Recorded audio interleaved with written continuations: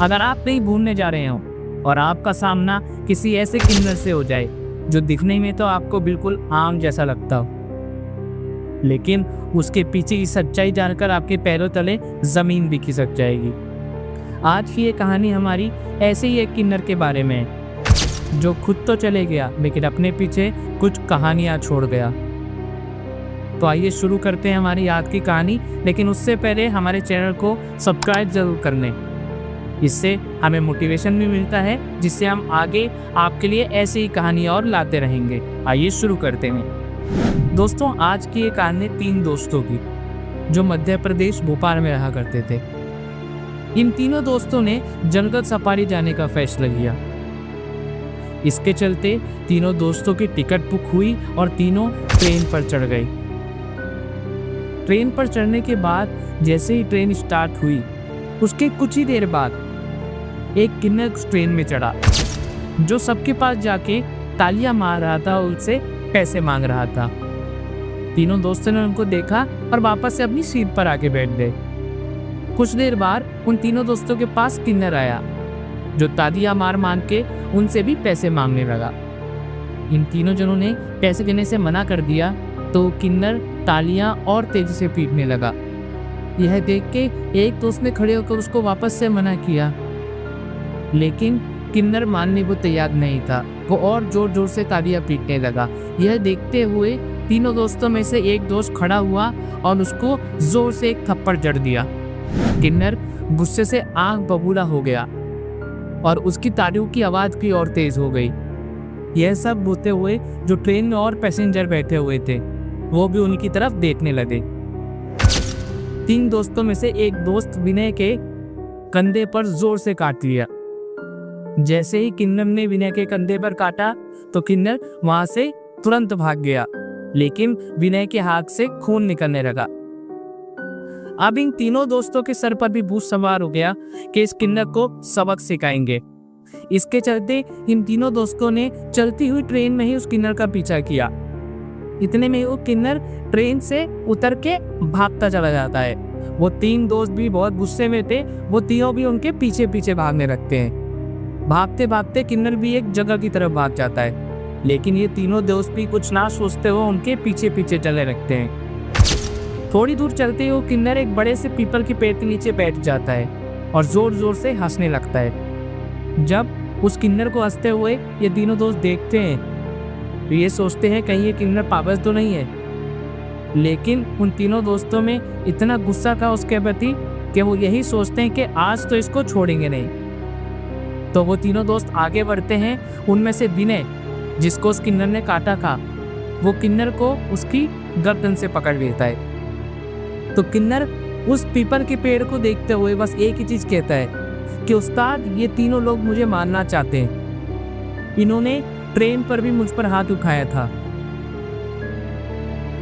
इतने में विनय, जिसने किन्नर की गर्दन पकड़ रखी थी, उसको महसूस होता है कि उसकी शर्ट को किसी ने जोर से पकड़ के खींचा है।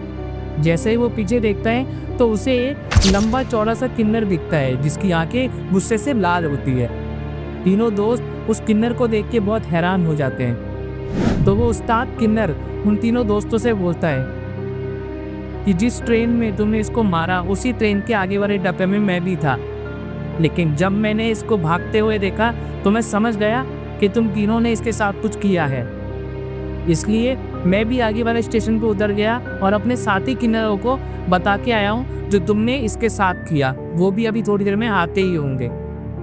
तीनों दोस्त ये सुन के थोड़ा डर गए कि आज अगर हम यहाँ पे फंस गए तो आसपास कोई नहीं है, ये हम लोगों को मार के कहीं पे दफना देंगे और पता भी नहीं रहेगा। दोस्तों ने सोचा जो भी फैसला लेना है अभी ही लेना पड़ेगा। तो उन तीनों दोस्तों ने मिलकर उस किन्नर को मारना शुरू कर दिया। नीचे से एक धारदार पत्थर उठाया और किन्नर के सर पर मार दिया। किन्नर के जोरों से खून निकलने लगा और उसके बाद वो तीनों दोस्त उस किन्नर पर लात और घूंसे बरसाते चले गए, जिसके चलते किन्नर की नाक और मुंह से खून बहने लगा। उसके बाद वो किन्नर जिसने काटा था वो जोर जोर से चिल्लाने लगा कि उस्ताद को कुछ हो जाएगा, उस्ताद को कुछ हो जाएगा। लेकिन वो तीनों दोस्त कहाँ रुकने वाले थे। इतने में ही पीछे से जोर जोर से लोगों को चिल्लाने की आवाज़ आती है। तो वो तीनों जब उस तरफ देखते हैं तो वो समझ जाते हैं अब इनके जो किन्नर सारथी है वो भी यहाँ पर आ चुके हैं। तो वो आनन फानन में उस जंगल की तरफ भागने लगते हैं, लेकिन जिस किन्नर को वो मार रहे थे अब तक वो मर चुका था। तो अब जो बची हुई किन्नर की पलटक थी वो भी उनके पीछे जाती है। 2 जने उस मरी हुई किन्नर के पास रुक जाते हैं, बाकी के सारे किन्नर उनके पीछे जाने लगते हैं। वो तीनों दोस्त भागते भागते और भी जंगल के अंदर चले गए थे और किन्नर के वो साथी उनको ढूंढने की कोशिश में लगे थे।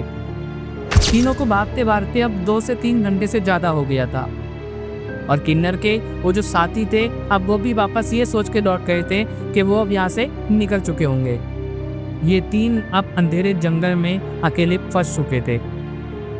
इन तीनों को भूख और प्यास भी लग गई थी। थोड़ी दूर ही में ही चलते चलते उनको एक छोटी नदी सी दिखी जहाँ पर उन्होंने पानी पीने का सोचा।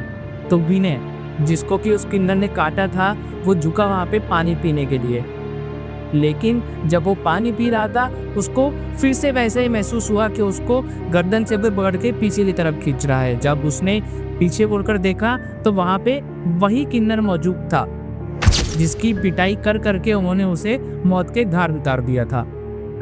अब वो किन्नर एक आत्मा का रूप ले चुका था। यह देख के विनय कैसे भी बचता बचाता अपने 2 दोस्तों के पास चला आया और उनको अपनी आप बीती बताई। तो उन दोस्तों ने उसकी बात ये कह के टाल दी कि ये तेरा वहम होगा। इसके थोड़ी देर बाद ही तीनों दोस्त चल के बहुत थक गए थे, तो उन्होंने सोचा कि अब थोड़ी देर सो लेते हैं, सुबह जब बुझेगी तो हम तीनों शहर के तरफ चले जाएंगे। तो तीनों एक बड़े से पेड़ के पास उसकी परछाई पर सोने के लिए चले गए। वो तीनों सो ही रहे थे कि उनको किसी औरत की रोने की आवाज़ें आने लगी। पहले तो उनको लगा कि ये कुछ जानवरों की आवाज़ है, लेकिन वो आवाज़ धीरे धीरे और बढ़ती चली गई। तीनों बहुत डर गए थे। जैसे जैसे उस औरत की आवाज़ बढ़ती जा रही थी, तीनों के मन में घबराहट भी बढ़ती जा रही थी। इन्होंने सोचा अभी यहाँ से निकलना ही सही है, तो वो लोग उठे और वहाँ से भागने लगे। भागते भागते 2 दोस्तों ने जब पीछे मुड़ के देखा तो उनको विनय कहीं नजर नहीं आया। तो उनके हाथ पैर फूल गए कि हम तो यहाँ तक आ गए, विनय कहाँ रह गया। वो वापस जब देखने के लिए उस पेड़ के पास गए तो अब विनय जोर जोर से तालियां पीटने लगा। वो जो किन्नर का साया था वो विनय के अंदर आ चुका था। अपने दोस्त विनय को ऐसे तालियां बजाते हुए देखकर वो दोनों दोस्त अब बहुत डर चुके थे। तो वो दोनों उसके पास गए और उसको जोर जोर से तमाचे मारने लगे। इतने में ही विनय थोड़ा होश में आ गया, तो वो विनय को लेकर के भागने में भी भागते भागते अब वो थोड़ी दूर ही पहुंचे थे कि उनको वहां पर एक सड़क दिखी। तो उनकी सांसों में सांस आई कि अब हमें घर जाने के लिए यहीं से कोई गाड़ी ट्रक कुछ भी मिल जाएगा तो हम उनके साथ ही बैठकर निकल जाएंगे, क्योंकि वहाँ पे कुछ घर भी थे और एक पुराना सा हॉस्पिटल भी बना हुआ था। पहले उन्होंने सोचा मदद मांगने के लिए घर में दरवाजे खटखटाए, लेकिन वो घर बिल्कुल खाली पड़े हुए थे। अब वो धीरे धीरे आगे निकलते चले गए। तो वो एक हॉस्पिटल के पास से गुजरे जहाँ से जोर जोर से पेशेंट के चीखने की आवाज आ रही थी। तो इन्होंने सोचा अब इस हॉस्पिटल में ही चलते हैं, शायद यहीं से हमें कुछ मदद मिल जाए। तो वो तीनों दोस्त उस हॉस्पिटल के अंदर चले गए। तो उन्होंने वहाँ पे जाके ये देखा कि हॉस्पिटल तो बिल्कुल खाली है। वहाँ पर तो दीवार में जाले लगे हैं और फर्श पर धूल मिट्टी जमी हुई है। खिड़कियाँ भी वहाँ की टूटी फूटी थी और वहाँ पे जो पेशेंट का बेड होता है वहाँ पर भी जंग लग चुका था। यह देख के तीनों ने अब वापस लौटने की उम्मीद वापस से खो दी थी। इतने में ही पीछे से उनको किसी की चलने की आवाज़ सुनाई देती है। तो उन्होंने बाहर निकल के देखा तो उस हॉस्पिटल के कॉरिडोर में एक नर्स जिसके हाथ में इंजेक्शन था और वो किन्नर जिनको उन्होंने मारा था वो भी वहीं पर उस नर्स के साथ मौजूद था। उस नर्स के हाथ में जो इंजेक्शन था वो पूरा खून से सना हुआ था और उसकी आंखें दिखाई नहीं पड़ रही थी। वो धीरे धीरे चलते हुए इन तीनों के पास आने लगे। यह देख के तीनों दोस्त बहुत डर गए। वो चीखने लगे, चिल्लाने लगे और दरवाजे भी पीटने लगे, लेकिन अब सारे दरवाजे बंद हो चुके थे। उनके बाहर जाने के सारे रास्ते भी बंद हो चुके थे। इसके बाद जब सुबह हुई तो इन तीनों की लाश हॉस्पिटल के बाहर पड़ी हुई मिली।